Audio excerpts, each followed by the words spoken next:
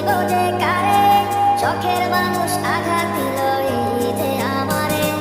তার ভাবনায় পড়ে থাকি চাঁদের আলোয় বসে, এখন সে যে অন্যের ঘরে থাকে অন্যের সাথে।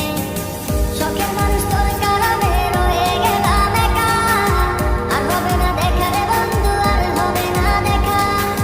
শখের মানুষ তোর কারণে রয়ে গেলাম একা, আর হবে না দেখা রে বন্ধু, আর হবে না দেখা।